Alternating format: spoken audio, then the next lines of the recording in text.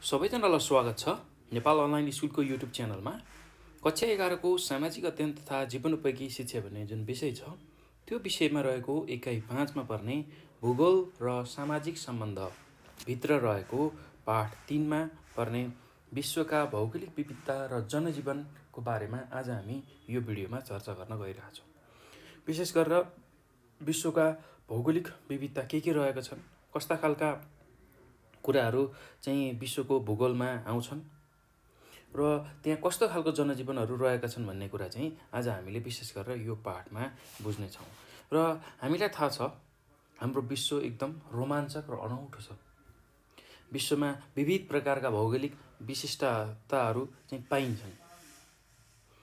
यहाँ विभिन्न पर्यावरणीय क्षेत्रहरूको निर्माण भएका छन्। फरक फरक भौगोलिक अवस्थाका क्षेत्रहरूको आर्थिक अवस्था पनि फरक फरक छ। त्यहाँको जनजीवन, त्यहाँको मान्छेहरूको रहनसहन, त्यहाँको मान्छेहरूको अर्थव्यवस्था सबै फरक फरक छ। एकै प्रकारको भौगोलिक अवस्था भएका स्थानमा भने उस्तै खालको आर्थिक गतिविधि भएको पाइन्छ। त्यस्तै यसरी भौगोलिक अवस्थाको चाहिँ कारणले गर्दाखेरि त्यहाँको आर्थिक गतिविधि र जीविकोपार्जनलाई चाहिँ त्यसले प्रत्यक्ष रूपमा प्रभाव पारेको छ भनेर हामीले बुझ्न सक्छौँ।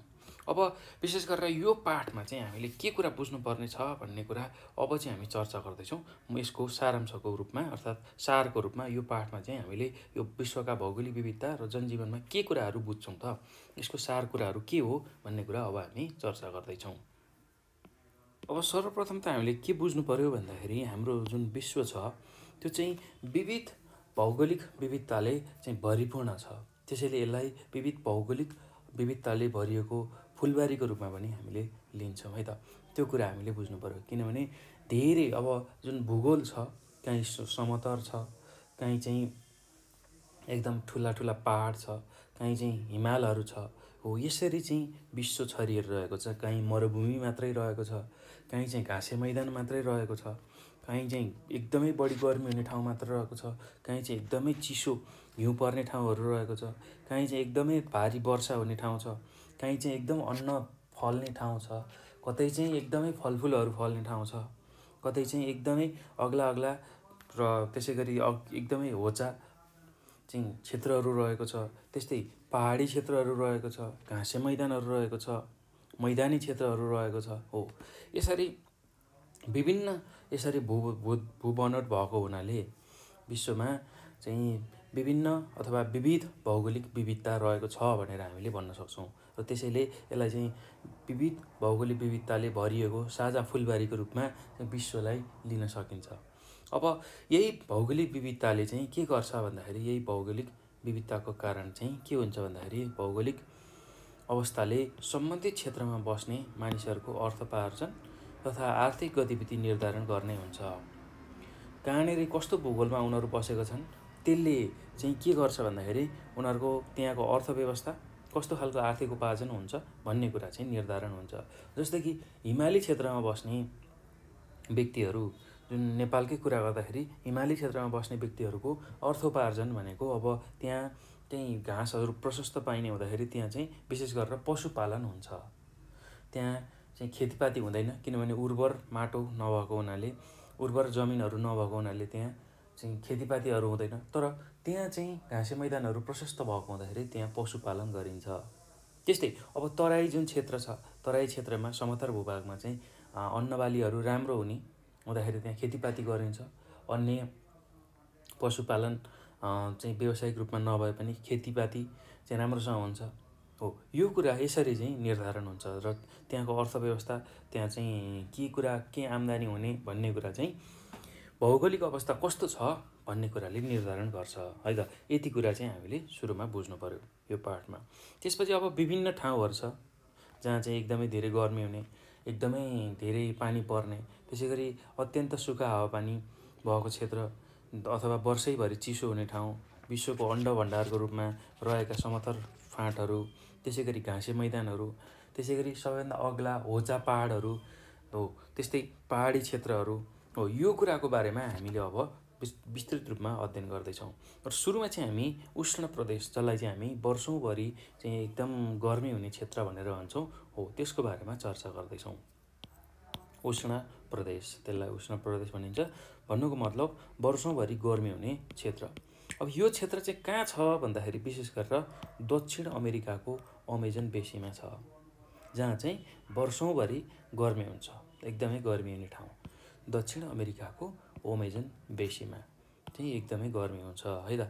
अब यो ठाउँको उष्ण प्रदेश भन्नुको मतलब वर्षौँभरि गर्मी हुने क्षेत्रको विशेषता चाहिँ के छ त भन्दाखेरि त्यहाँ चाहिँ विशेष गरेर त्यहाँको विशेषता भनेको धेरै वर्षा र गर्मीका कारण अग्ला, मोटा, टुप्पामा झ्याम्म परेका सुरिला रुखहरू भएका घना सदाबहार जङ्गल पाइन्छ। हेर्नुहोस् त, यसरी यो सधैँ गर्मी हुने ठाउँमा चाहिँ के कस्तो विशेषता भएको चाहिँ वनस्पति पाइने रहेछ भन्दाखेरि धेरै वर्षा र गर्मीको कारण अग्ला, मोटा, टुप्पामा झ्याम्म परेका सुरिला रुख भएका चाहिँ घना सदाबहार हुने त्यस्ता खालका जङ्गल पाइने रहेछ। त्यस्तै अर्को यसको विशेषता भनेको वर्षौँभरि गर्मी हुने ठाउँमा के हुने रहेछ भन्दा हजारौँ प्रजातिका जीवजन्तु र वनस्पतिहरू पाइने रहेछ। हजारौँ प्रजातिका जीवजन्तु र वनस्पति पाइने रहेछ। त्यसै गरी अर्को भनेको धेरै वर्षा हुँदाखेरि बाढी आई मलिलो माटो बगाउँदा कृषि उत्पादनमा कमी आउने रहेछ। एकदमै ज्यादा वर्षा हुँदाखेरि त्यहाँ चाहिँ बाढी आउन जान्छ र त्यो बाढी आएर चाहिँ मलिलो माटोहरू बगाउँदै लान्छ। त्यो गर्दाखेरि त्यहाँ जुन ठाउँमा चाहिँ कृषि योग्य जुन खेती योग्य जमिन छ त्यो चाहिँ कम हुन जान्छ। अर्थात् त्यहाँको माटो मलिलो नहुँदाखेरि, मलिलो माटो सबै बगाउँदाखेरि त्यहाँ कृषि उत्पादनमा कमी आउँछ भनेर हामीले बुझ्न सक्छौँ। त्यस्तै अर्को भनेको फिरन्ते र पिछडिएका जातिहरूको बसोबास रहेको छ। त्यस्तो ठाउँमा चाहिँ फिरन्ते र पिछडिएका जातिहरूको चाहिँ बसोबास रहेको छ, जो चाहिँ जङ्गलमै बस्छ अनि सिकारहरू गरेर आफ्नो गुजारा चलाउँछ, अरू काम गर्दैन, अरू पेसा गर्दैन। र पिछडिएका वर्ग जसलाई चाहिँ आर्थिक अवस्था चाहिँ एकदमै न्यून छ, उनीहरूले चाहिँ यस्तो खालको ठाउँमा अमेजन बेसीमा चाहिँ बस्छन् अथवा त्यहाँ चाहिँ उनीहरू रहन्छन् भनेर हामीले बुझ्न सक्छौँ है त। ल, यति कुरा हामीले यो वर्षौँभरि गर्मी हुने क्षेत्रमा बुझ्नु पर्यो। अब अर्को छ वर्षौँभरि नै चिसो हुने प्रदेश, चिसो हुने ठाउँ, त्यसलाई हामी टुन्ड्रा भनेर भन्छौँ। टुन्ड्रा किसिमको हावापानी पाइने ठाउँ भन्छौँ। वर्षौँभरि चिसो हुने प्रदेश भनेको त्यो कहाँ छ भन्दाखेरि विशेष गरेर अन्टार्क्टिका, त्यसै गरी ग्रिनल्यान्ड, उत्तरी क्यानाडा, उत्तरी एसिया हो। यो ठाउँमा चाहिँ विशेष गरेर वर्षौँभरि नै चिसो हुने हुन्छ र एकदम हिउँहरू परिरहने, त्यसै गरी एकदम चिसो मौसम हुने ठाउँ भनेको अन्टार्क्टिका, ग्रिनल्यान्ड, त्यसै गरी उत्तरी क्यानाडा, उत्तरी एसियामा चाहिँ यस्तो खालको मौसमहरू पाइन्छ है त। र अर्को भनेको अब यो कुन क्षेत्रमा पर्छ भन्दाखेरि उत्तरी र दक्षिणी ध्रुवीय क्षेत्रमा चाहिँ यो एकदमै चिसो हुने हुन्छ है त। उत्तरी र दक्षिणी ध्रुवीय क्षेत्रमा पृथ्वीको उत्तरतिर र दक्षिणतिर चाहिँ फैलिएको ठाउँ जुन उत्तरी र दक्षिणी ध्रुव छ हो, त्यहाँनिर चाहिँ एकदम चिसो हुन्छ। अब यो ठाउँको विशेषता के हो त? वर्षौँभरि नै चिसो हुने ठाउँको विशेषता के हुन्छ भन्दाखेरि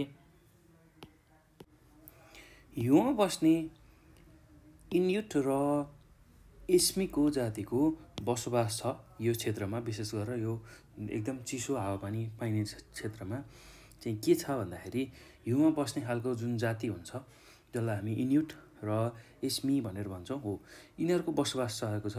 र अब यो साह्रै हिउँ पर्ने र एकदम चिसो भएको कारण चाहिँ मान्छेको बसोबास चाहिँ ती क्षेत्रहरूमा एकदमै साह्रै कम छ।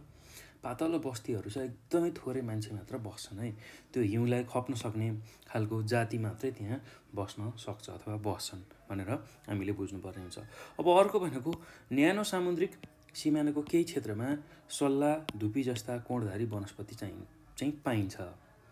त्यो चिसो हुने ठाउँमा पनि अलिकता सामुद्रिक सिमाना जुन समुद्र नजिकको किनारहरू छ हो, त्यो ठाउँमा चाहिँ अलिकता धुपी, सल्ला जस्ता कोणधारी चाहिँ वनस्पतिहरू चाहिँ पाइन्छन् है त। त्यस्तै अत्यन्त चिसोको कारण जनजीवन एकदम कष्टकर छ। एकदम धेरै चिसो हुने कारणले गर्दाखेरि जनजीवन कष्टकर छ। दैनिक जुन गुजारा गर्नुपर्ने, दैनिक जीवनमा हामीले अगाडि बढ्नुपर्ने कुरामा चाहिँ यसले अवरोध ल्याएको छ। भनेको एकदम जीवन कष्टकर छ त्यो ठाउँमा है त। त्यस्तै अर्को भनेको प्रशस्त खनिज पदार्थ चाहिँ उपलब्ध छ, जसले गर्दा आर्थिक विकास त्यहाँको भइरहेको छ भनेर हामीले बुझ्न सक्छौँ। त्यहाँ खनिज पदार्थहरू प्रशस्त भएको हुनाले त्यसलाई उत्खनन गर्दै चाहिँ त्यहाँको जुन सरकार छ त्यसले चाहिँ आर्थिक विकासका चाहिँ स्रोतहरू चाहिँ बढाएको छ भनेर हामीले बुझ्न सक्छौँ। र त्यही क्षेत्रमा अब पर्यटन पनि चाहिँ फस्टिरहेको छ, किनभने यसरी एकदम चिसो ठाउँ र खनिज पदार्थहरू चाहिँ पाइने ठाउँ भएको हुनाले चाहिँ यसलाई चाहिँ प्राकृतिक साधनको दृष्टिले धनी ठाउँ पनि भनेर हामीले भन्न सक्छौँ है त। ल अब यो पछि अर्को छ उष्ण मरुभूमि प्रदेश, जसलाई चाहिँ हामी अत्यन्त सुक्खा हावापानी भएको क्षेत्र, विश्वमा रहेको अत्यन्त सुक्खा हावापानीको क्षेत्र, जसलाई हामी उष्ण मरुभूमि प्रदेश भनेर भन्छौँ। अब यो कहाँ कहाँ छ त भन्दाखेरि विशेष गरेर अब यो चाहिँ विशेष मरुभूमिमा चाहिँ रहेको छ र अफ्रिकाको सहारा र कालाहारी मरुभूमि, अफ्रिकाको सहारा मरुभूमि र कालाहारी मरुभूमि, त्यसै गरी एसियाको ऐब र थार, दक्षिण अमेरिकाको क्यालिफोर्निया र अस्ट्रेलियाको मध्य भाग चाहिँ एकदमै सुक्खा हावापानी भएको क्षेत्र हो है त। यो कुरा हामीले बुझ्नु पर्यो। अब यसको विशेषता के छ त? यो अत्यन्त सुक्खा हावापानी भएको ठाउँमा चाहिँ के कुराहरू हुन्छ भन्दाखेरि धेरै गर्मीका कारण पात नहुने काँडादार झाडी भएको चाहिँ क्याक्टस वनस्पति पाइन्छ। जुन क्याक्टस हुन्छ त्यो चाहिँ विशेष गरी यही क्षेत्रमा पाइन्छ, एकदम सुक्खा हावापानी भएको क्षेत्रमा है त क्याक्टस पाइन्छ। र थोरै किसिमका जनावर मात्र पाइन्छ, एकदम थोरै किसिमका जनावर मात्र पाइन्छ। धेरै गर्मी भएको कारणले चाहिँ एकदम थोरै चाहिँ जनावर मात्र पाइन्छ। त्यसमा पनि विशेष गरेर ऊँट चाहिँ अब मरुभूमिमा ऊँट बढी पाइन्छ, किनभने यसले चाहिँ मरुभूमिको उसलाई खप्न सक्छ। र त्यस्तै गरेर अर्को भनेको यसले धेरै दिनसम्म पनि पानी नखाइकन चाहिँ जीवित रहन सक्ने भएकोले यो मात्र त्यहाँ चाहिँ बस्न सक्छ अथवा एडजस्ट गर्न सक्छ भनेर हामीले बुझ्न सक्छौँ है त। त्यस्तै अर्को भनेको अब यही अत्यन्त सुक्खा हावापानी भएको क्षेत्र हुनाले मानिसहरूको त्यहाँको जीवनस्तर पनि सामान्य छ र त्यहाँ चाहिँ प्रशस्त पेट्रोलियम खनिज पदार्थहरू चाहिँ भएको हुनाले त्यहाँबाट आर्थिक विकास अर्थात् त्यहाँबाट अर्थोपार्जन, त्यहाँका मानिसहरूको अर्थोपार्जन भएको छ, त्यहाँको ठाउँको अर्थोपार्जन भएको छ भनेर हामीले बुझ्न सक्छौँ। किनभने मरुभूमिको क्षेत्रमा चाहिँ पेट्रोलियम खालका पदार्थहरू त्यहाँ एकदमै धेरै छ र दुबई, साउदी अरेबिया, कतार हो यस्तो ठाउँमा चाहिँ विशेष गरेर पेट्रोलियम खनिज सँगसँगै ठुल्ठुला होटेलहरू चाहिँ खोलेका छन् र पर्यटकीय स्थलहरू पनि त्यहाँ फस्टाउँदै गएको छ भनेर हामीले भन्न सक्छौँ है त। ल यति कुरा हामीले यो अत्यन्त सुक्खा हावापानी भएको क्षेत्रमा बुझ्नु पर्यो, यसको विशेषतामा बुझ्नु पर्यो। अब अर्को छ विश्वको अन्न भण्डार। यसमा चाहिँ हामीले के कुरा बुझ्छौँ भन्दाखेरि अब यसको विशेषता भनेकै विशाल घाँसे मैदानहरू छ, जसले गर्दाखेरि त्यहाँ चाहिँ गहुँ खेती हुन्छ, गाई पालन हुन्छ, भेडा पालनहरू हुन्छ। र विश्वकै अन्न भण्डारको रूपमा चाहिँ उत्तर अमेरिकाको प्रेरिज भन्ने ठाउँलाई लिइन्छ है। उत्तर अमेरिकाको प्रेरिज भन्ने ठाउँलाई विश्वकै अन्नको भण्डारको रूपमा लिइन्छ, किनभने त्यहाँ चाहिँ व्यावसायिक रूपमा गहुँ खेती गरिन्छ र त्यहाँको गहुँ चाहिँ संसारभरि पुग्छ। त्यहाँ फलेको गहुँ चाहिँ संसारभरि पुग्ने हुन्छ है। त्यो भएर चाहिँ यसलाई चाहिँ विश्वकै अन्न भण्डारको रूपमा लिइन्छ, उत्तर अमेरिकाको प्रेरिज भन्ने ठाउँलाई है त। अब त्यस्तै गरी अर्को छ विश्वकै अन्न भण्डार मा अझ के कुराहरू पर्छ भन्दाखेरि अब अस्ट्रेलियाको डाउन्स, त्यहाँ चाहिँ के हुन्छ भन्दाखेरि व्यावसायिक रूपमा भेडा र गाई पालनहरू गरिएको छ। त्यस्तै युरोप र एसियाको स्टेप्समा चाहिँ के छ भन्दाखेरि गहुँ खेती र पशुपालनहरू फर्स्ट आएको छ। र त्यसै गरी अमेरिकाको पम्पास भन्ने ठाउँमा पनि चाहिँ विशेष गरेर त्यहाँ खेतीपाती र पशुपालन चाहिँ फर्स्ट आएको छ भनेर हामीले बुझ्न सक्छौँ। र विशाल घाँसे मैदान चाहिँ अमेरिकाको पम्पासमा पनि रहेको छ भनेर हामीले बुझ्नुपर्ने हुन्छ। यो विशाल घाँसे मैदानमा चाहिँ खेतीपाती प्लस वस्तुपालन अथवा व्यावसायिक रूपमा वस्तुहरू पाल्ने र अर्को भनेको अन्नको उत्पादन हुने भएको हुनाले यसलाई चाहिँ विशाल घाँसे मैदानभित्र नै अब अन्न उत्पादन पशुपालन भएको हुने हुनाले यसलाई अन्नको भण्डारको रूपमा हामीले लिन्छौँ र विशेष गरेर विश्वकै अन्न भण्डारको रूपमा चाहिँ उत्तर अमेरिकाको प्रेरिजलाई लिइन्छ है त। यो कुरा याद गर्नु पर्यो हामीले। अब अर्को छ विश्वकै बगैँचा। विश्वको बगैँचा अब यो किन भनियो भन्दाखेरि यो कुन क्षेत्रलाई भनिन्छ विशेष गरी भन्दाखेरि दक्षिण युरोपलाई चाहिँ हामी विश्वको बगैँचाको रूपमा लिन्छौँ। अब यहाँको चाहिँ हावापानीले गर्दाखेरि यहाँको हावापानी चाहिँ हिउँदमा एकदम वर्षा हुने र ठन्डा हुने तथा ग्रीष्ममा चाहिँ न्यानो र सुक्खा हावापानी भएको हुनाले चाहिँ यहाँ विशेष गरेर अमिला जातका फलफुलहरू सुन्तला जुनार अङ्गुर हो यिनीहरूको प्रशस्त मात्रामा उत्पादन हुन्छ। त्यही भएर यसलाई चाहिँ विश्वको बगैँचाको रूपमा पनि लिएको छ। किनभने दक्षिण युरोपका फ्रान्स त्यसै गरी इटली यहाँ चाहिँ यस्ता खालका जुन फलफुलहरू छ त्यो उत्पादन हुन्छ। अङ्गुर सुन्तला जुनारहरू उत्पादन बढी हुने भएकोलाई यसलाई चाहिँ के भनेर भनिन्छ भन्दाखेरि विश्वको बगैँचाको रूपमा यसलाई लिएको छ। विश्वकै बगैँचा भनेर भनिएको छ है त। यति कुरा हामीले याद गर्नु पर्यो। अब यो पछि अर्को छ उष्ण घाँसे मैदानी क्षेत्रहरू। उष्ण घाँसे मैदानी क्षेत्रहरू यो कहाँ छ भन्दाखेरि यो चाहिँ विशेष गरेर कङ्गो बेसी वरिपरिका क्षेत्रमा जुन कङ्गो भन्ने देश छ त्यो ठाउँको समथर भूभाग जसलाई हामी बेसी भनेर भन्छौँ कङ्गो बेसी वरिपरिको क्षेत्रमा चाहिँ यो छ। र अब यो ठाउँको विशेषता के हो भन्दाखेरि यो ठाउँको विशेषता भनेको चाहिँ विशेष गरेर यो ठाउँको विशेषता भनेको चाहिँ वर्षा कम हुने हुँदा रुख पनि कम छ। यो ठाउँमा वर्षा कम हुँदाखेरि एकदम रुखहरू पनि कम मात्रामा चाहिँ रहेको छ भनेर हामीले बुझ्नुपर्ने हुन्छ। त्यस्तै अर्को भनेको अग्ला घाँसका विशाल फाँट छ जहाँ चाहिँ हात्ती गैँडा जिराफ अर्ना बाघ चितुवा लगायतका प्रशस्त जङ्गली जनावरहरू रहेका छन्। कङ्गो बेसीको वरिपरिको क्षेत्रमा चाहिँ विशाल चाहिँ घाँसका अग्ला विशाल फाँटहरू छ जहाँ चाहिँ जङ्गली जनावरहरू जस्तै हात्ती घोडा जिराफ गैँडा अर्ना बाघ चितुवा लगायतका अन्य धेरै चाहिँ जङ्गली जनावरहरू पाइन्छ। त्यही भएर यसलाई चाहिँ विश्वको चिडियाखाना पनि भनिन्छ है। विश्वको चिडियाखाना पनि भनिन्छ है त। यो कुरा हामीले बुझ्नु पर्यो। अब यहाँ चाहिँ कस्तो खालको हावापानी पाइन्छ भन्दाखेरि सवाना किसिमको हावापानी पाइन्छ। त्यही भएर सवाना भन्ने ठाउँमा यो चाहिँ बढी प्रचलित छ। सवाना खालको चाहिँ हावापानी पाइन्छ है त यहाँ। किनभने यसै क्षेत्रमा पर्ने सवाना भन्ने ठाउँमा चाहिँ यस्तो खालको हावापानी पाइँदाखेरि चाहिँ सवाना किसिमको हावापानी यहाँ छ भनेर हामीले बुझ्नुपर्ने हुन्छ।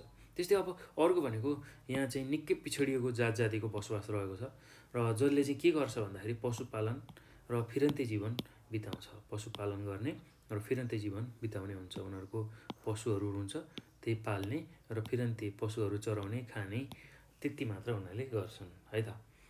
अब अहिले राष्ट्रिय निकुञ्जहरू पनि यहाँ खुलिरहेको छ। यही विशाल घाँसे मैदान भएको हुनाले यो क्षेत्रमा चाहिँ पर्यटन व्यवसाय चाहिँ एकदमै फस्टाउँदो छ र त्यही राष्ट्रिय निकुञ्जमा भएका जनावरहरूलाई हेर्नको लागि चाहिँ पर्यटकहरू जान्छन् जसले गर्दा चाहिँ त्यहाँको पर्यटन व्यवसाय पनि फस्टाएको छ भनेर हामीले बुझ्न सक्छौँ। त्यस्तै अब अर्को भनेको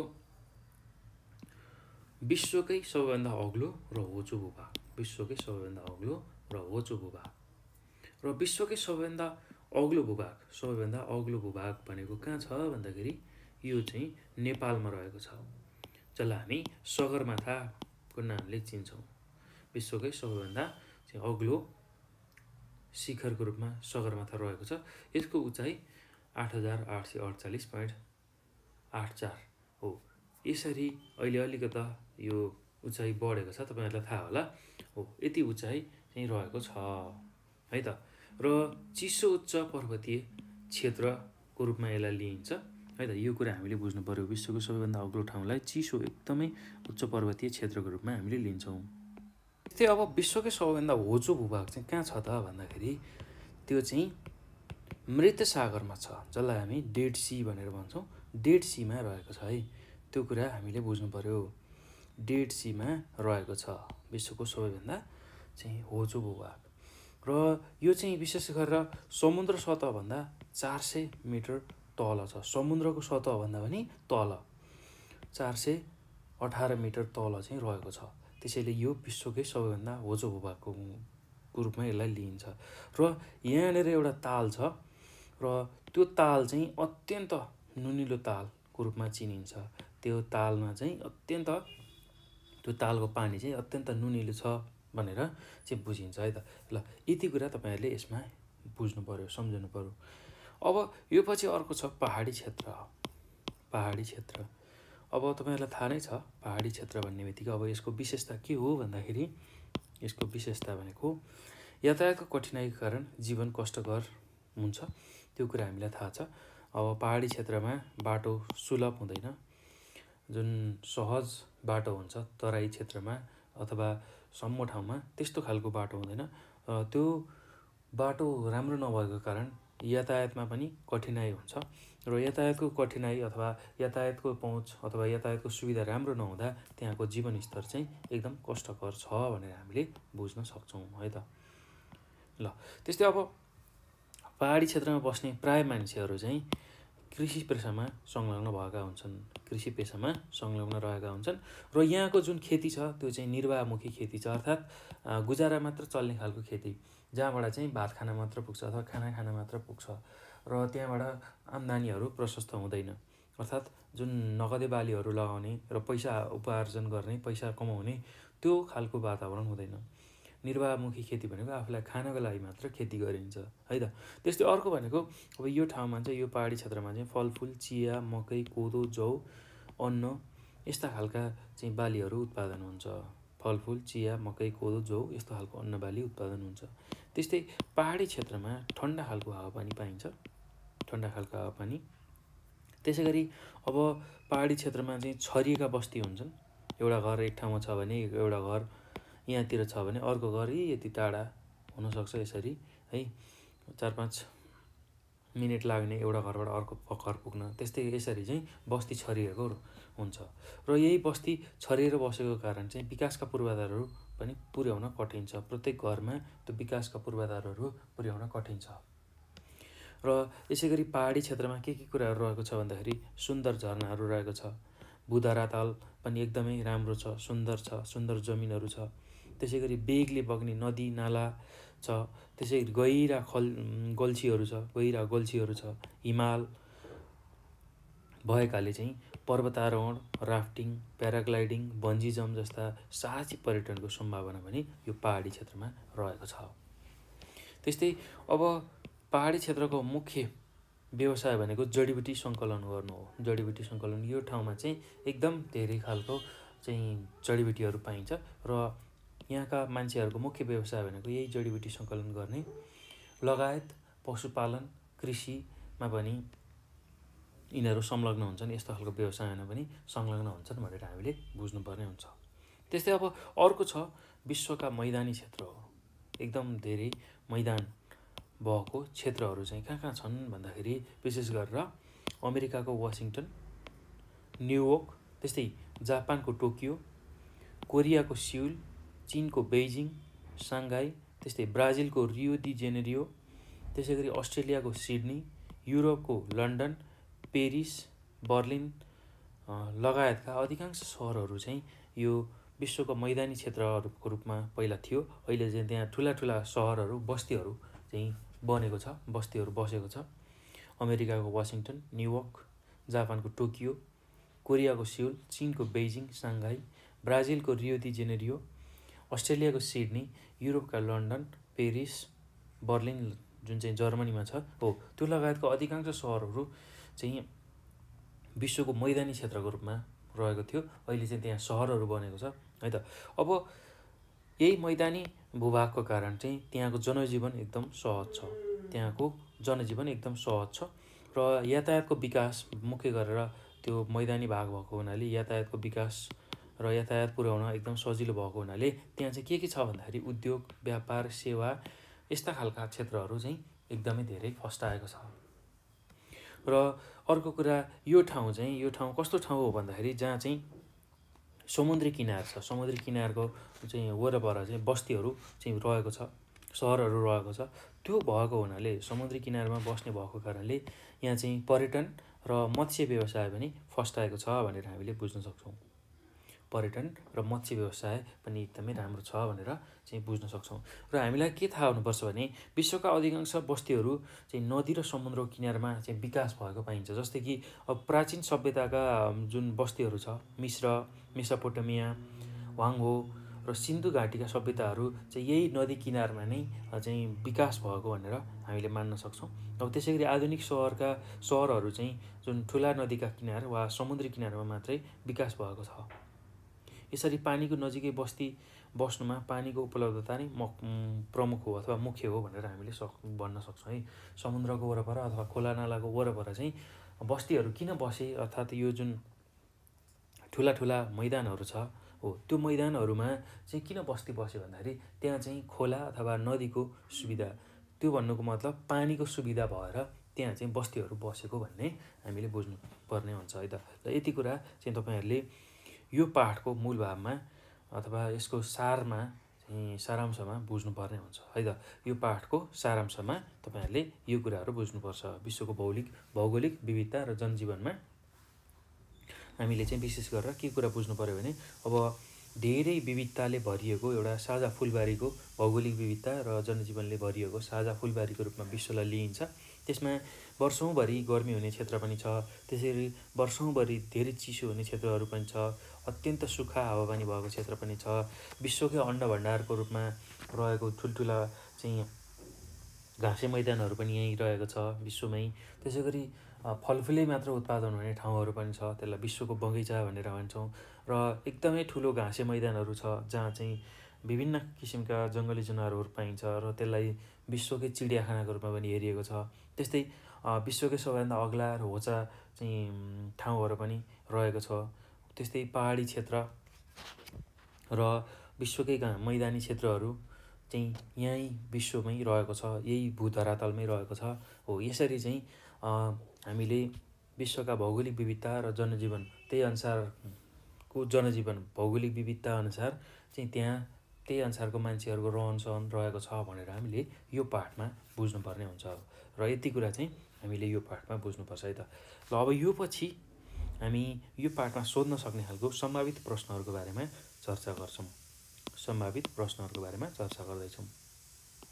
अब तपाईँहरूलाई पहिलो प्रश्न कस्तो खालको सोध्न सक्छ भन्दाखेरि कारण दिने खालको जुन चाहिँ 1 मार्क्समा चाहिँ सोध्न नि सक्छ अथवा चाहिँ 5 मार्क्समा 4-5वटा क्वेसनहरू दिएर त्यसरी पनि सोध्न सक्छ है। कारण दिनुहोस् तरिकाको क्वेसन पनि तपाईँहरूलाई परीक्षामा सोध्न सक्छ। त्यसमा पहिलो के छ भन्दाखेरि मलेसियामा धेरै गर्मी र दैनिक वर्षा हुन्छ, त्यो किन भनेर कारण हामीले दिनुपर्ने छ है त। अब यसको उत्तरलाई बुझ्दाखेरि अथवा यसको उत्तर कसरी लेख्न सकिन्छ भन्दाखेरि मलेसिया चाहिँ भूमध्यरेखीय क्षेत्रमा पर्छ। भूमध्यरेखीय क्षेत्रमा पर्छ। यहाँ चाहिँ सालभर सूर्यको प्रकाश चाहिँ एकदम लम्ब रूपले पर्छ। त्यसैले यहाँ सालैभरि गर्मी हुन्छ र सालैभरि गर्मी हुने हुँदा बाष्पीकरण पनि भइरहन्छ। जुन बाष्पीकरण हुनुपर्ने हो त्यो बाष्पीकरण भइरहन्छ धेरै गर्मीको कारण, र त्यसैले यहाँ सालैभर चाहिँ वर्षा भइरहन्छ भनेर हामीले बुझ्न सक्छौँ है त। ल त्यो कुरा हामीले यसमा बुझ्नु पऱ्यो। अब दोस्रो प्रश्न तपाईँहरूले के सोध्न सक्छ भने मरुभूमिमा अथवा मरुभूमि क्षेत्रमा उँट पालन गरिन्छ भनेर चाहिँ प्रश्नले सोधेको छ। अब यसको कारण किन होला भन्दाखेरि उँटको खुट्टा लामो हुन्छ, यसको खुट्टा जुन छ त्यसमा लगाम लगाउनु पर्दैन र बालुवामा चाहिँ यो भाँसिँदैन। यसको खुट्टा लामो भएको हुनाले बालुवामा भाँसिँदैन। उँट पानी नपिकन 3-4 दिन रहन सक्छ। यसका लामा आँखी भाउले मरुभूमिमा चल्ने हुरीबाट आँखालाई जोगाउँछ। उँटलाई मालसामान बोक्न र सवारीका लागि प्रयोग गरिन्छ। मरुभूमिमा रहने मानिसहरूले उँटको दुध पनि प्रयोग गर्छन्। यसैले मरुभूमिमा उँट पालन गरिन्छ भनेर हामीले लेख्न सक्छौँ है त। ल यति कुरा तपाईँले लेख्न सक्नुहुन्छ। त्यस्तै अब अर्को छ समुद्री किनारमा ठुला सहरहरू रहेका छन् भनेर चाहिँ सोधेको छ। अब यसको कारण के होला भनेर चाहिँ प्रश्नले सोधेको छ। अब यसको उत्तरमा हामीले के लेख्न सक्छौँ भन्दाखेरि समुद्री किनारको हावापानी रम्य हुन्छ। यहाँ बढी गर्मी पनि हुँदैन, यहाँ बढी गर्मी पनि हुँदैन र बढी चाहिँ चिसो पनि हुँदैन। र समुद्रले विदेशी व्यापारमा जल यातायातको रूपमा सहयोग गर्छ। समुद्रले विदेशी व्यापार जुन छ त्यसमा चाहिँ जल यातायातको रूपमा चाहिँ सहयोग गर्छ। र समुद्रमा प्रशस्त माछा मार्ने काम पनि गरिन्छ। अर्थात् मत्स्य व्यवसाय चाहिँ समुद्रमा फस्टाएको हुन्छ हो। त्यसकारण समुद्री किनारमा ठुला ठुला सहरहरू विकास भएको छ।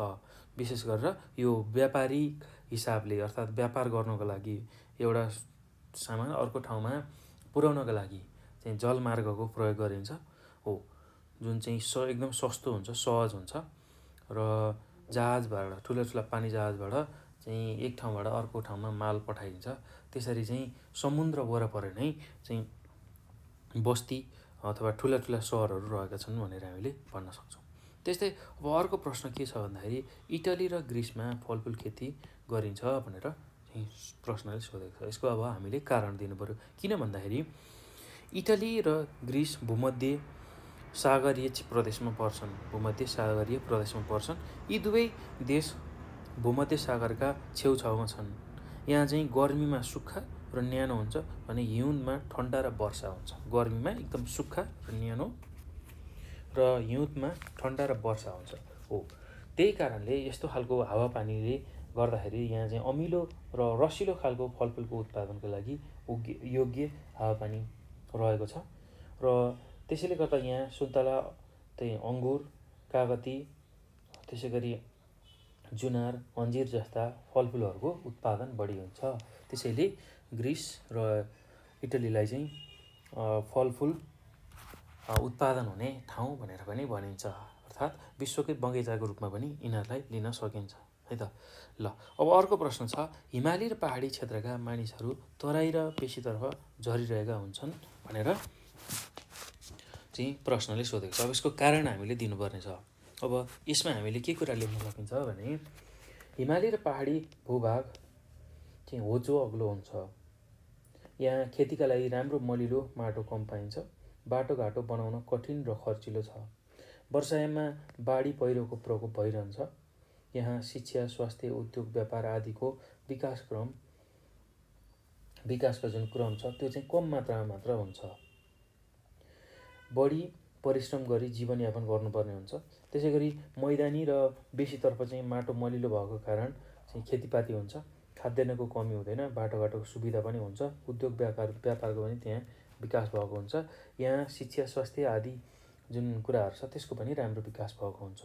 त्यही कारण चाहिँ यहाँको जीवन चाहिँ एकदम सरल छ, सुगम छ भनेर हामीले भन्न सक्छौँ। र यसै कारण चाहिँ हिमाल र पहाडतिरका मानिसहरू चाहिँ तराई र बेसीतिर चाहिँ झरिरहेका छन् भनेर हामीले भन्न सक्छौँ है त। ल अब यो पछि अर्को प्रश्नमा जाउँ। अर्को प्रश्न के छ भन्दाखेरि गाउँ र सहरबीच अन्योन्याश्रित सम्बन्ध छ भनेर चाहिँ हामीलाई सोधेको छ। अब यसको कारण हामीले दिनुपर्ने छ। गाउँ र सहरबीच अन्योन्याश्रित सम्बन्ध छ।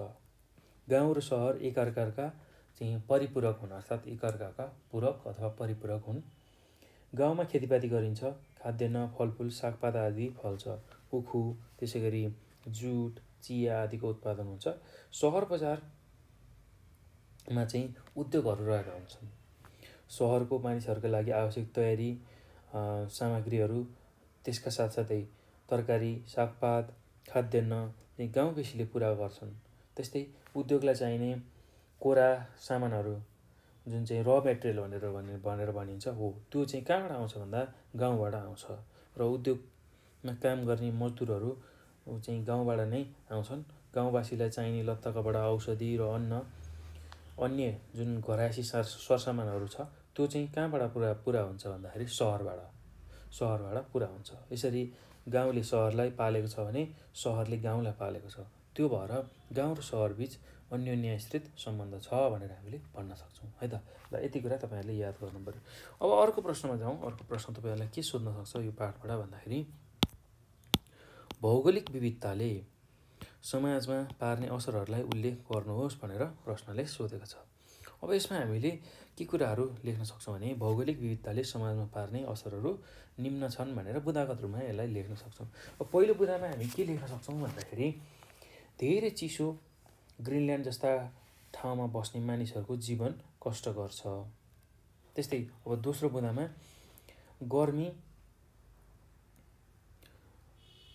र जाडोमा चाहिँ मान्छेहरूलाई बसोबास गर्न एकदमै कठिन हुन्छ। धेरै गर्मी हुने ठाउँ, धेरै जाडो हुने ठाउँमा मान्छेहरूलाई बस्न चाहिँ एकदमै कठिनाइ छ र जाडो ठाउँमा चाहिँ मासु बढी खानुपर्ने भएको हुनाले जनावरको शिकार गरी जीवन निर्वाह गर्नुपर्ने हुन्छ। त्यस्तै अर्को भनेको अब धेरै गर्मी हुने ठाउँका मानिसहरू बढी मात्रामा फिरन्ते हुन्छन्।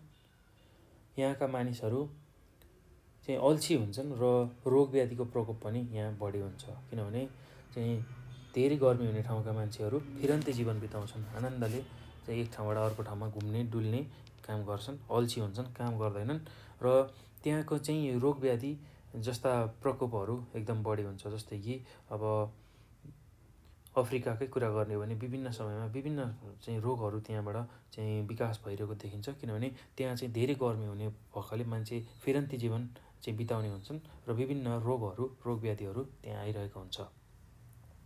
त्यस्तै अर्को बुदामा के लेख्न सक्नुहुन्छ भने मरुभूमिमा कृषि कम भएकाले यहाँ पनि जीवन कष्टकर छ।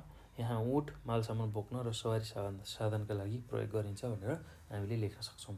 त्यसै गरी अर्को भनेको अब समशीतोष्ण प्रदेशमा चाहिँ घाँसे फाँटहरूमा चाहिँ मान्छेहरू खेती गर्छन्, गाई भेडाहरू पाल्छन् र यहाँको जीवन चाहिँ अलिकता सुखमय छ भनेर हामीले लेख्न सक्छौँ। त्यसै गरी अर्को बुदामा के लेख्न सकिन्छ भने भूमध्य सागरीय प्रदेशका मानिसहरू पनि खुसी हुन्छन्। यहाँ उद्योगहरू चलेका छन्, यातायातको सुविधा छ, यहाँ जाडो कम र गर्मी पनि कम हुन्छ, रसिला फलफुलहरू पनि प्रशस्त रूपमा पाइन्छ भनेर हामीले भन्न सक्छौँ। त्यस्तै अर्को भनेको अब पहाडी प्रदेशमा बढी परिश्रम गर्नुपर्ने भएकाले मानिसहरू फुर्तिला र आँटिला हुन्छन्। खेतीपाती गर्ने तथा पशुपालन गर्ने गर्दछन्। छरिएर रहेका बस्तीमा बस्छन्। बाटोघाटोको सुविधा केही चाहिँ कम हुन्छ यो क्षेत्रमा। जुन चाहिँ सहर क्षेत्रमा अथवा सहरी क्षेत्रमा जुन बाटोघाटो त्यस्तो राम्रो हुन्छ, त्यस्तो खालको राम्रो बाटोघाटो चाहिँ पहाडी क्षेत्रमा हुँदैन भनेर हामीले बुझ्न सक्छौँ। त्यस्तै अब अर्को के लेख्न सकिन्छ भने अर्को बुदामा मैदानी भागमा बस्ने मानिसहरू खुसी हुन्छन्। यहाँ खेतीपातीहरू प्रशस्त हुन्छ, बाटोघाटोको सुविधा हुन्छ, उद्योग व्यापारको पनि राम्रो विकास भएको हुन्छ भनेर हामीले यसको उत्तर लेख्न सक्छौँ। त्यसै गरी अब अर्को प्रश्नमा जाउँ। अर्को प्रश्न के रहेको छ भन्दाखेरि यो तपाईँहरूलाई सोध्न सक्छ यो खालको प्रश्न पनि, र विश्वमा किन एकै प्रकारको जनजीवन नभएको होला, कारणहरूको खोजी गर्नुहोस् भनेर प्रश्नले सोधेको छ। विश्वमा चाहिँ एउटै प्रकारको जनजीवन किन नभएको होला भनेर चाहिँ प्रश्नले सोधेको छ। अब यसको सठिक उत्तर भनेको चाहिँ अब विश्वमा विभिन्न प्रकारको भौगोलिक विशेषताहरू पाइन्छ। हो, त्यही भौगोलिक विशेषता अनुसार नै मान्छेको जनजीवन निर्धारण भएको हुन्छ। हिमालमा बस्ने मान्छेको एउटा जीवनशैली हुन्छ, पहाडमा बस्ने मान्छेको एउटा जीवनशैली हुन्छ, तराईमा बस्ने मान्छेको एउटा जीवनशैली हुन्छ। त्यसै गरी धेरै गर्मी हुने ठाउँ मरुभूमिमा बस्ने मान्छेको जीवनशैली एउटा हुन्छ। त्यसै गरी घाँसे मैदानहरूमा बस्ने मान्छेको जीवनशैली एउटा हुन्छ। हो, यसरी चाहिँ हामीले यसको उत्तरहरूमा यी कुराहरू पनि लेख्न सक्छौँ। अब यसलाई कसरी लेख्न सकिन्छ भन्दाखेरि विश्वका अथवा विश्वमा सबै ठाउँका मानिसहरूको जीवनशैली फरक फरक छ। त्यसै गरी हिमाली क्षेत्रमा चाहिँ शेर्पाहरूको बसोबास छ। एस्किमोहरूको चाहिँ विशेष गरेर हिउँमा बसोबास रहेको छ। उनीहरू चाहिँ बक्खुहरू लगाउँछन्, मासुको परिकारहरू बढी खान्छन्, चियामा नुन र घिउ हालेर खान्छन्। त्यस्तै इटली र फ्रान्समा चाहिँ मान्छेहरू बढी उद्यम गर्छन्। यहाँ प्रशस्त रक्सीका उद्योगहरू चलेका छन्। अमेजन बेसीमा चाहिँ फिरन्तेहरू खालका मान्छेहरू छन् र परम्परागत जीवनशैली अवलम्बन गरेर बसिरहेका छन्। त्यस्तै अरबका मानिसहरू जिउ छोप्ने लुगा लगाउँछन्, दाह्री पाल्छन्। मुसलमानहरू चाहिँ विशेष गरेर बुर्काहरू लगाउँछन्, त्यसमा पनि महिलाहरूले बुर्काहरू लगाउँछन्। हो, अब त्यसै गरी के हुन्छ भन्दाखेरि मैदानी भागका मानिसहरू चाहिँ खेतीपाती बढी गर्छन्। गर्मी ठाउँका मानिसहरू खुकुला लुगाहरू लगाउँछन्। बढी मानिस शाकाहारी खाना खान्छन्, होइन, त्यस्तो ठाउँमा। र सबै खालका अथवा सबै फरक ठाउँका चाहिँ मान्छेहरू हुन्छन्। त्यही भौगोलिक विशेषताकै कारणले, भौगोलिक बनावटकै कारणले त्यो कुरा हामीले बुझ्नुपर्छ। त्यसै गरी अब पहाडी प्रदेशमा को कुरा गर्ने हो भने बाटोघाटोको सुविधा हुन्न, कृषि पनि कम हुन्छ। यसकारण मानिसहरूले खेतीपातीका साथसाथै पशुपालन गर्ने व्यवसाय पनि गरिरहेका हुन्छन्। जीवन धान्न चाहिँ धेरै परिश्रम गर्नुपर्ने हुन्छ। पहाडी क्षेत्रमा उकालो ओह्रालो गर्नुपर्ने भएको हुनाले त्यहाँका मान्छेहरू फुर्तिला आँटिला हुन्छन्। त्यसै गरी मनोरञ्जन गर्न मेलापात जाने गर्छन्। ससानो जमघट गरी नाचगान गरी मनोरञ्जन गर्ने गर्छन्।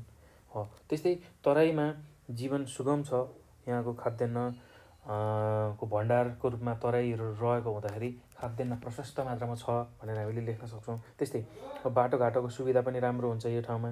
त्यसैले सवारी साधन चाहिँ प्रशस्त छन्। विभिन्न चाडपर्वहरू पनि रहेका छन् र धार्मिक स्थलहरूमा पनि समय समयमा मेला लाग्छ भनेर हामीले लेख्न सक्छौँ। त्यसै गरी अब मरुभूमीय ठाउँमा चाहिँ के हुन्छ भन्दाखेरि दिउँसो एकदमै गर्मी र राति एकदमै चिसो रहेको हुन्छ। किनकि बालुवा चाँडै तात्छ र चाँडै सेलाउने गर्दा चाहिँ मरुभूमिमा एकदम दिउँसोलाई तातो, रातिलाई चिसो रहन्छ। र गर्मी र चिसो छल्नका लागि यहाँका मानिसहरू चाहिँ जिउ ढाक्ने चाहिँ लुगा लगाउँछन् है। र त्यसै गरी पुरुषहरू गर्मीबाट जोगिनको लागि दारीहरू पाल्छन्। यसकारण अब धरातालको बनोट, हावापानी, उपलब्ध प्राकृतिक सम्पदा र सुविधा आदिले गर्दाखेरि मानिसहरूले बाँच्नका लागि सोही अनुसारको जीवनलाई चाहिँ अवलम्बन गर्नुपर्छ। त्यो कुरा हामीले बुझ्नु पर्यो। त्यस्तै अब त्यसैले चाहिँ अब यही कारणले गर्दाखेरि चाहिँ विश्वमा एकै प्रकारको जनजीवन नभएको हो भनेर हामीले लेख्न सक्छौँ है त। यसको कुरा यति कुरा हामीले यसमा राख्न सक्छौँ। अब यो सँगसँगै अर्को के प्रश्न तपाईँहरूलाई सोध्न सक्छ यो पाठमा भन्दाखेरि भौगोलिक विविधताले क्षेत्रीय र प्रादेशिक अन्तर्सम्बन्ध एवं पहुँच र सहजतामा असर गर्दछ, किन? कारण दिनुहोस् भनेर सोधेको छ। भौगोलिक विविधताले क्षेत्रीय र प्रादेशिक अन्तर्सम्बन्ध एवं पहुँच र सहजतामा असर पार्दछ, किन? कारण दिनुहोस् भनेर सोधेको छ। अब यसमा हामीले के कुरा लेख्न सक्छौँ भने पहाड, तराई, त्यसै गरी हिमाल जुन ठाउँ छ हाम्रो त्यहाँ चाहिँ विभिन्न खालका मौसमहरू छ। पहाडमा चिसो खालको मौसम छ। हिमाली भेगमा अत्यन्त चिसो मौसम र पहाडी भेगमा ठिक्क खालको चिसो र जुन तराई क्षेत्र छ त्यहाँ चाहिँ एकदमै गर्मी हो। त्यस्तो खालको चाहिँ हाम्रो देशको भौगोलिक भूबनावट छ होइन त। यो कुरा हामीले बुझ्नु पर्यो। र अब यही कुराहरू चाहिँ भौगोलिक विविधताको उदाहरण हो। पहाड, तराई, नदी नाला, छाँगो, जाडो, गर्मी, बेसी, मरुभूमि, वनजङ्गल यो सबै भौगोलिक विविधताको उदाहरणभित्र पर्छ।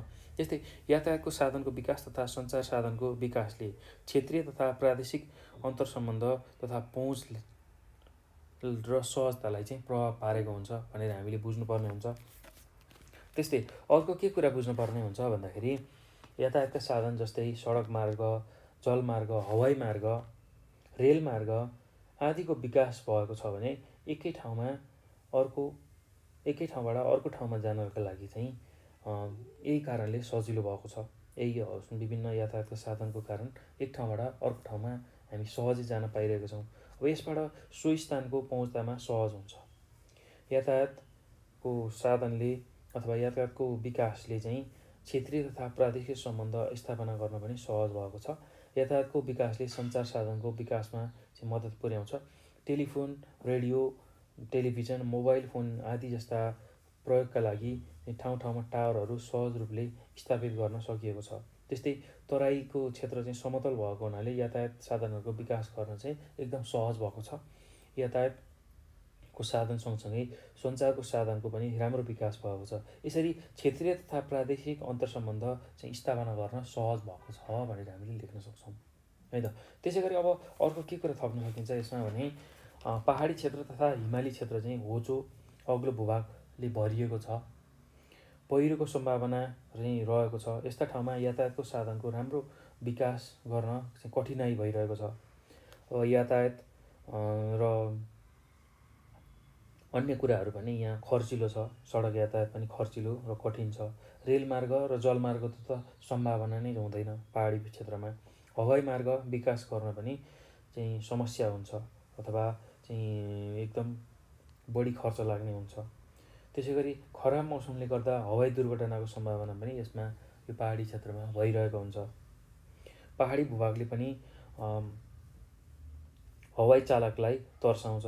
जुन पहाडहरू छ, ठुला ठुला अग्लाहरू पहाडहरू छ र प्लेन चलाउनेहरूलाई पनि त्यसले तर्साउँछ, किनभने धेरै जस्तो दुर्घटनाहरू यही पहाडहरूमा ठोकिएर भइरहेको पाउँछौँ हामीले हो।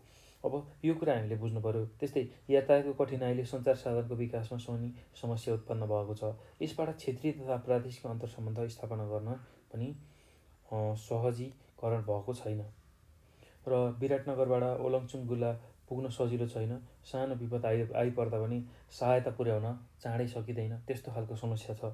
उत्तरी सिमानामा स्थित जुन सरकारी कार्यालयहरू छ त्यहाँ चाहिँ आवश्यक सामानहरू काठमाडौँबाट पुर्याउनै गाह्रो छ। विराटनगरबाट आवश्यक परेको खण्डमा आधा घन्टासम्ममा काठमाडौँ पुग्न सकिन्छ, जुन चाहिँ एरोप्लेनबाट चाहिँ सम्भव छ। जुम्लामा टेलिफोन टावर मर्मत गर्नु परे चाहिँ समय एकदमै पर्खिनुपर्छ, धेरै समय लाग्छ। काठमाडौँबाट नै चाहेको बेला आवश्यक परेको बेलामा मुस्ताङ पुग्न सकिँदैन। एउटा डाँडाबाट अर्को डाँडा पुग्न कति समय लाग्छ हो। यसरी भौगोलिक विविधताले चाहिँ क्षेत्रीय तथा प्रादेशिक अन्तर्सम्बन्ध, पहुँच र सहजतामा असर पारेको छ भनेर हामीले लेख्न सक्छौँ है त। यति कुरा तपाईँहरूले यसमा लेख्न सक्नुहुन्छ। अब अर्को प्रश्न के रहेको छ भन्दाखेरि तपाईँहरूलाई यसमा सोध्न सक्ने खालको प्रश्न भनेको विश्वमा भौगोलिक अवस्था फरक परेका कारण मानवको आर्थिक क्रियाकलाप र जनजीवनमा पनि फरक पर्दछ। नेपालमा पनि विविध भौगोलिक अवस्था र मानव जीवनशैली तथा आर्थिक क्रियाकलापमा फरक देखिन्छ। के यसमा भौगोलिक अवस्थाको भूमिका छ? कसरी? उदाहरणसहित पुष्टि गर्नुहोस् भनेर हामीलाई प्रश्नले सोधेको छ।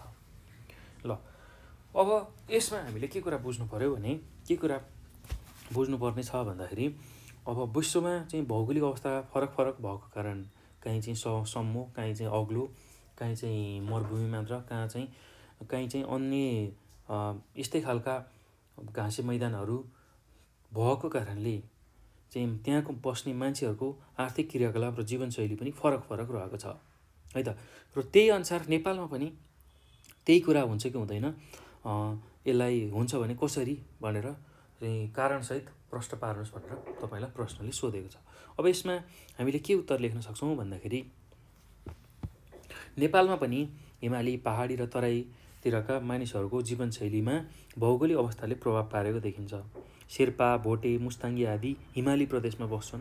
यहाँको धरातल होचो अग्लो छ, हिउँदमा हिउँ पर्छ, त्यसैले यहाँका मानिसहरू जाडो छल्नका लागि बाक्लो ऊनको लुगाहरू लगाउँछन्, बक्खुहरू लगाउँछन्। त्यसै गरी चौरी, भेडा, च्याङ्ग्रा र घोडाहरू पाल्छन्। मालसामान ओसार्न याक र घोडाहरूको प्रयोग गर्छन्। आउन जान घोडाहरूको प्रयोग गर्छन्। शरीरमा स्फूर्ति रहोस् भने चियामा नुन र घिउ हालेर पिउँछन्। भेडा र च्याङ्ग्राको रौँबाट उनीको कपडाहरू तयार पार्छन्। चौरीको दुधबाट छुर्पी र चिजहरू तयार गर्छन्। त्यस्तै अब पहाडी धरातलमा यिनीहरू हिँडडुल गर्न सिपालु हुने हुनाले यिनीहरूलाई पहाड चढ्न सिपालु भनेर पनि भनिन्छ र जाडो छल्नका लागि हिउँदमा अलि गर्मी ठाउँतिर पनि यिनीहरू झर्छन्। त्यस्तै अब पहाडी क्षेत्र अथवा पहाडी प्रदेशको धरातल पनि होचो अग्लो भूभागले बनेको छ। यहाँ धेरै गर्मी पनि हुँदैन, धेरै जाडो पनि हुँदैन है। र यहाँ चाहिँ मगर, गुरुङ, राई, लिम्बू, छेत्री, बाहुन जस्ता चाहिँ जातिका मान्छेहरू बसोबास छ। यहाँका मानिसहरू दौरा सुरुवाल, कोट, टोपी, पटुका लगाउँछन्। पाखुरीमा चाहिँ खुकुरी भिरेर हिँड्छन्। महिलाहरू सारी चोलोमा चाहिँ हुन्छन्, सारी चोलो लगाउँछन्। किराँती महिलाहरू चाहिँ विशेष गरेर खुर्पाहरू बोकेर हिँड्छन्।